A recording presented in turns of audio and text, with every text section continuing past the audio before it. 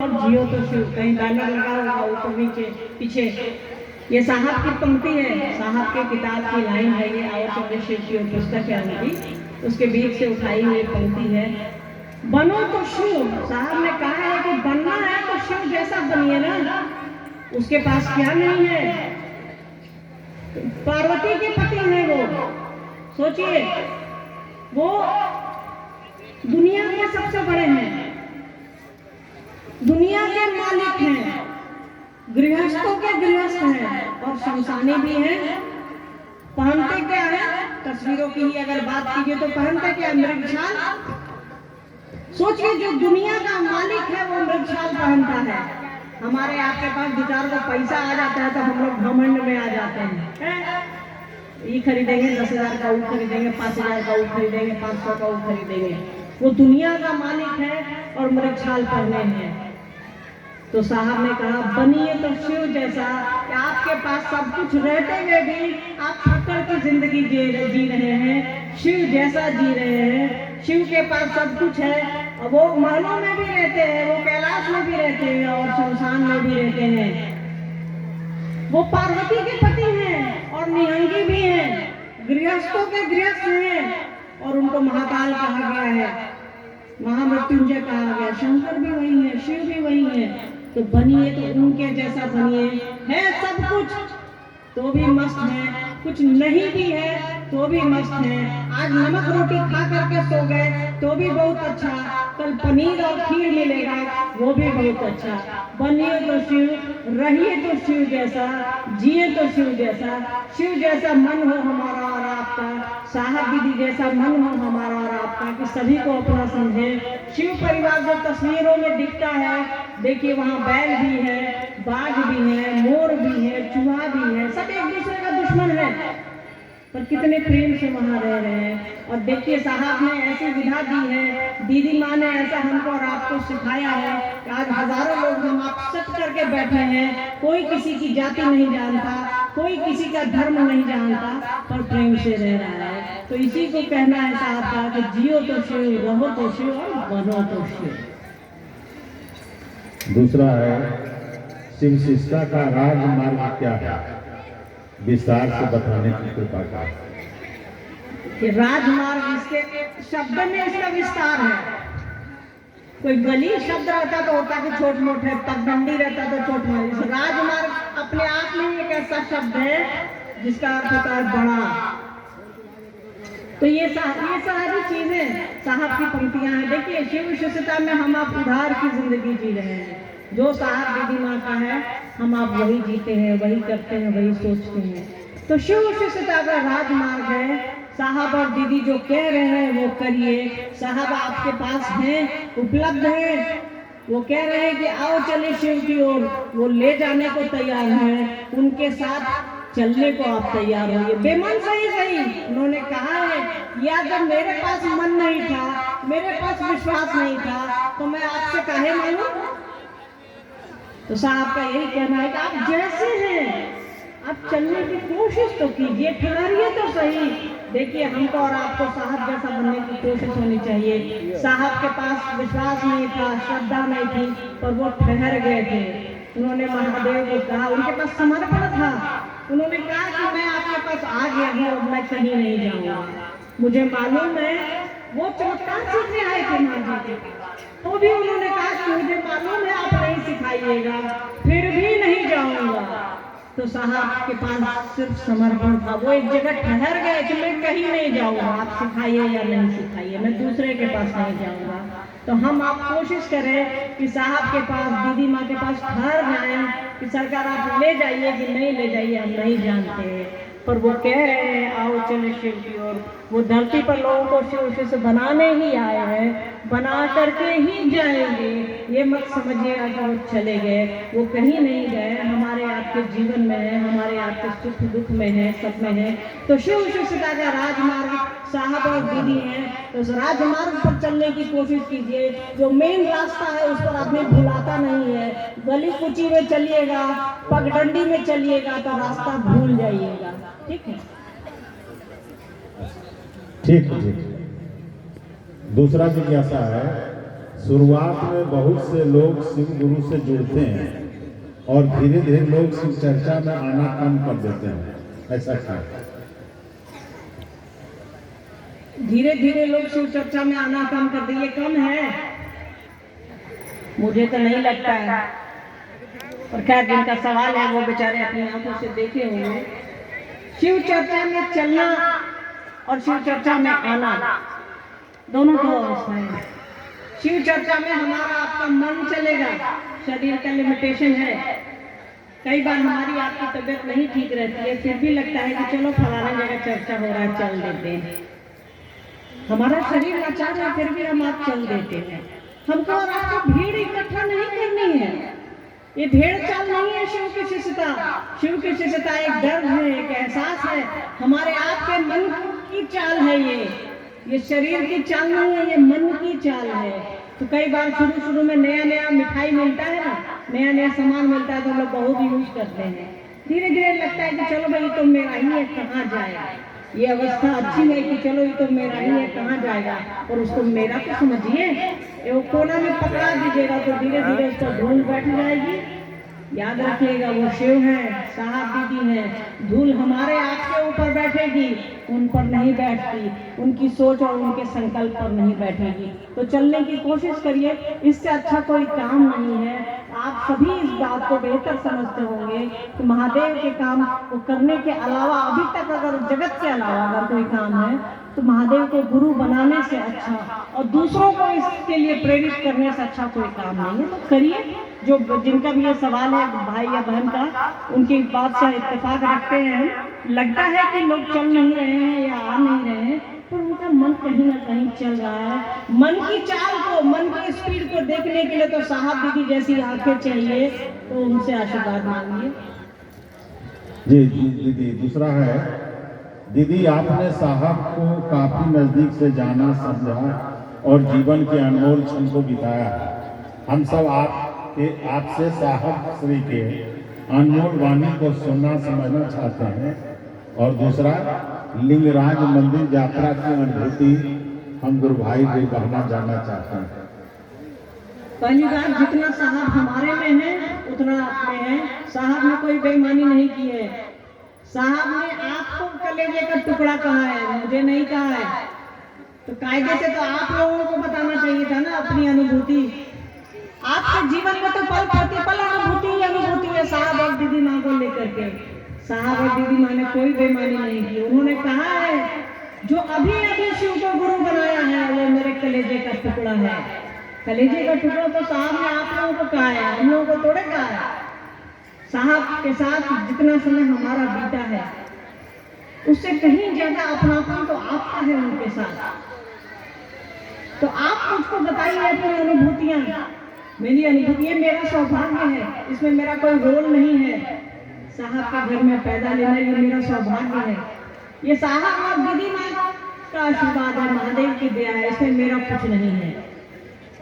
रही दूसरी बात, लिंगराज मंदिर में जो अनुभव हुआ है, ये बात सही है कि वो अनुभूति हुई है मुझे। तो मंदिर घूमने का कोई शौक नहीं है मुझे। कल ही अपू अम्मा कह रहे थे कि जैसे लौटते समय, हाँ पंचबदन मंदिर है, थोड़ा मुंह बनाए, बोले जी चलेंगे, अब बड़े हैं मामा है तो डटवा देंगे सबके बीच में। हम बोले जी जी घूमिए लेंगे। हम पहले हल्का से बोले कि मामा काहे के लिए हम निकल जाएंगे। बोले ना साहब भी आए थे, गए थे, चलिए आपको भी ले चलते हैं। चुप लगा गए हम भाई, डांटो खाने का तो डर है आपका से। तो साहब ने कहा कि चलिए पूरी घुमा लाता हूँ। वहीं पे उड़ीसा राज्य की, जैसे हमारा राज्य है बिहार, उसकी राजधानी है पटना, वैसे उड़ीसा राज्य की राजधानी है भुवनेश्वर। भुवनेश्वर में बहुत पुराना महादेव का मंदिर है, लिंगराज मंदिर। वहाँ बहुत पुराना मंदिर है, लगभग 1400 साल पुराना मंदिर है। बहुत खूबसूरत मंदिर है, बहुत ऊंचा मंदिर है। तो साहब ने कहा कि चलिए घुमा लाता हूँ। उस समय हम लोग बाहर रहते थे, तुरंत आई ही थी इंडिया, बेटी हमारी उसमें 8 महीने की थी। तो साहब 2013 की बात है, जनवरी 2013 की। तो हम लोग गए, तो हुआ कि भाई चलिए पूरी में हम लोग, फिर वहाँ से हम लोग भुवनेश्वर आए। तो साहब ने कहा कि, हमने कहा कि चला जाए। तो साहब ने कहा कि मैं नहीं जाऊँगा, आप लोग जाइए। तो हम लोग थे, अमित जी नहीं थे, अमित जी उस समय सिंगापुर में रहे थे। भाभी भैया मोनू बाबू निहार का भैया बाहर रुक गए थे पापा के पास, मंडल सर और एक दो और दो भाई लोग थे, वो लोग बाहर रुक गए थे। फिर हम लोग बोले कि चलिए हम लोग चलते हैं, तो अंदर गए तो भाभी बोली कि अंदर चलो, तो बोले नहीं भाभी आप जाइए घूम आइए, हमको बस मंदिर का नक्काशी देखना था और कुछ नहीं देखना था कि बहुत पुराना मंदिर है, इसकी बहुत खूबसूरत मंदिर है ये, और इंडिया का हिंदुस्तान का हमारे देश का सबसे ऊंचा मंदिर है, ऊंचाई में बहुत ऊंचा है वो। तो हम बाहर बैठ गए मंदिर के ठीक सामने एक चबूतरे पर, और ऐसे माथा करके ऐसे ही मंदिर चूंकि ऊंचा है तो ऐसे देख रही थी। तो मंदिर ऐसे रहता है ना, इस तरह से शेप में रहता है, तो उसके चेहरे, उसके मंदिर के ऐसे दीवार पर, ऊपर वाली जो दीवार ऐसे रहती है उस पर मन में हम यही सोचे कि यही है लिंगराज मंदिर। मतलब चूंकि इतिहास में उस मंदिर के बारे में बहुत ज्यादा बड़ाई लिखा हुआ है, तो हम यही देख करके सोच रहे थे कि यही है लिंगराज मंदिर। तब तक उसके ऐसे वाली दीवार पर साहब का चेहरा उभरा और साहब ने कहा कि मैं ही तो हूँ यहाँ। तो मतलब एक झटके से देखे मेरे रोए खड़े हो जाते हैं जब मैं ऐसा सोचती हूँ, तो मुझे जब याद आता है तो मुझे लगा कि पापा तो बाहर हैं, साहब तो बाहर हैं, यहाँ कैसे उनका चेहरा दिख रहा है, मैं ही तो हूँ यहाँ। यही शब्द मेरे कान में गूंजे, तो मैं ही तो हूँ यहाँ। तो बाहर निकले तब तक भाभी लोग आ गए, मेरे लोग आ गए, हम लोग बाहर चले गए। साहब को बताना ही था, तो इनकी तबीयत खराब हो गई बेटी की, तो हम लोग फिर रांची गए, रांची से पटना आ गए।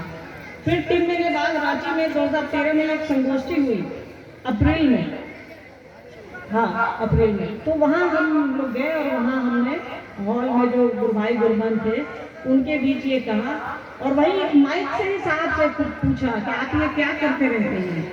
तो उन्होंने कहा कि सब अब ये समझ जाइएगा। अब वो क्या बोले, क्या सोच करके बोले मैं नहीं जानती, उन्होंने ये कहा कि सब अभी ही समझ जाइएगा। अब आप समझिए वो क्या है, ये आपके समझने की जरूरत है, हमने तो देख लिया है।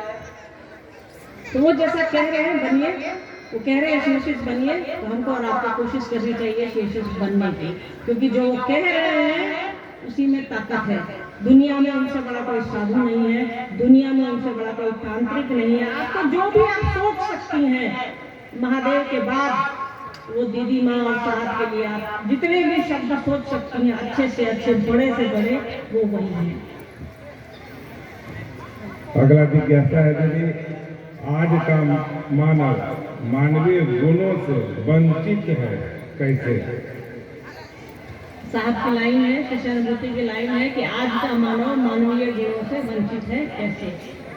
तो वंचित कैसे नहीं है? भाई भाई में झगड़े हो रहे हैं, माँ बाप में झगड़े हो रहे हैं, पति पत्नी में झगड़े हो रहे हैं, भाई बहन में झगड़े हो रहे हैं। जब परिवार में झगड़ा हो रहा है तो पड़ोसी और शहर और मोहल्ला तो छोड़ दीजिए, किसी में ये बचा ही धैर्य ही नहीं है हमारे आप में। किसी में कह रहे हैं ठीक है, सामने वाला भी मेरी तरह है, उसका भी खून लाल है, उसका भी शरीर इसी 5 तत्वों से बना है। हम आप ये सोचने और समझने की स्थिति में ही नहीं है, हाय हाय मचाए रहे हैं, ये समेट लो, वो समेट लो, वो समेट लो।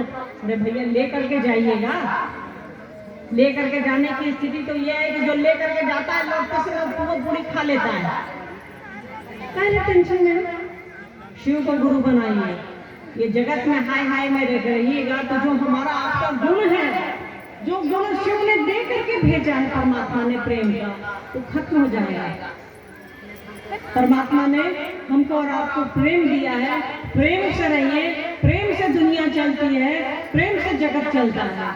तो जैसे शिव को गुरु बनाइएगा, अपना गुरु बनाइएगा, वैसे ही हमारे आपके मानवीय गुणों जो हमारे आपके अंदर है, जो सो गया है वो जागेगा। जिस पर धूल पड़ रही है, गुरु उस धूल को हटाते हैं, गुरु उस अंधकार को दूर करते हैं हमारे आपके जीवन से। तो शिव को अपना गुरु बनाइए और अपने जीवन को, इस मानवता को सुगंधित और पुष्पित पल्लवित करिए। अगला जिज्ञासा है दीदी, 40 साल का पूजा से बढ़कर 4 घंटा का ये शिव गुरु की चर्चा परिणाम ज्यादा देता है, दीदी समझाने की कृपा करें। इसको समझने की आवश्यकता है। साहब की पंक्ति है कि 40 साल की पूजा और 4 घंटे की शिव की बात, शिव की परिधि में हमारा आपका रहना ज्यादा श्रेष्ठतर है। ये बताइए, हजार साल से तो हम आप एक लोटा जल, अगरबत्ती या कहीं भी किसी देवता की पूजा में करते आए हैं, समय देते आए हैं, फायदा बताइए। भजन गाते आए हैं, फायदा बताइए। मंदिर जाते आए हैं, फायदा बताइए, फायदा हो तो बताइए। भाई हम लोग इंसान हैं, हर काम नफा नुकसान के हिसाब से करते हैं, पर वैसा काम जिससे कोई फायदा ही नहीं है क्यों कर रहे हैं? हमारा आपका मन शिव शिष्य बनेगा। और साहब कहते हैं कि सेकंड के पहले हिस्से में, एक पल में अगर आपका मन उस ओर चला गया तो आपका कितना जीवन पार लग जाएगा। तो शिव की शिष्यता से बड़ी कोई पूजा नहीं है, शिव चर्चा से बड़ी कोई चर्चा नहीं है। आपका और हमारा मन बस वो चले, शब्द से नहीं मन से चलिए, दिल से चलिए। यही साहब का कहना है कि 40 वर्षों की पूजा और 4 घंटे की शिव की चर्चा। शिव की चर्चा शब्दों में नहीं, शिव की चर्चा मन से, आपके हृदय से, आपके आचरण से होनी चाहिए, तभी वो फलित होगी।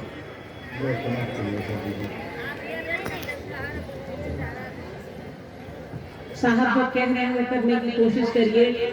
बहुत महत्वपूर्ण है हमारा आपका जीवन, इसको यथार्थ में बदलिए, इसको अच्छे में बदलिए, वरना आए तो हम आप सभी हैं, जाएंगे हम आप सभी।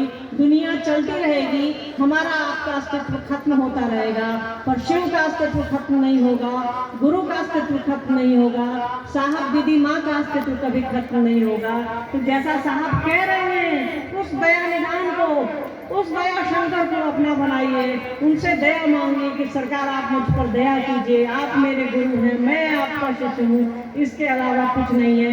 हाय हाय करते करते चले जाएंगे हम ये दुनिया से, कोई पूछने वाला नहीं है। इतनी अच्छी विधा हमारे आपके जीवन में आई है, इस धरती पर आई है, साहब ने लाया है, इसको समझिए, अपना बनाइए। इसके अलावा हम आपसे क्या बात करें, आप मुझसे श्रेष्ठ हैं, मुझसे ज्यादा अच्छी चर्चा आप करते हैं, करोड़ों लोग मुझसे बेहतर चर्चा करते हैं, हम लोग तो आपके सामने कुछ भी नहीं है। आपका दिल साहब दीदी के लिए बिछा है, आपका दिल महादेव के लिए बिछा है, ऐसी ही शुभकामना आपको देते हैं। कुछ लोगों ने शिव का शिष्य, शिव को अपना गुरु बनाया है, शिव का शिष्य बने हैं, इससे सौभाग्य की बात नहीं है। शिव को अपना गुरु बनाने से अच्छा कोई काम नहीं है। तो आप शिव के बने रहिए, साहब दीदी के बने रहिए, शिव का अंतरिक्ष साम्राज्य इन नामों की घोषणा दर्ज करें। आपके बीच आकर अच्छा लगा, साहब से जुड़े रहिए, दीदी माँ से जुड़े रहिए, क्योंकि ठंड का दिन है इसलिए आपसे विदा लेंगे। आप लोग भी घर जाइए, सुरक्षित जाइए, आपका जीवन साहब दीदी का जीवन है, अपना ख्याल रखिए, हम लोगों को आशीर्वाद दीजिए। आप सभी को प्रणाम। अब एक आग्रह है भाई मधुकर जी से कि गुरु भजन लेकर गुरु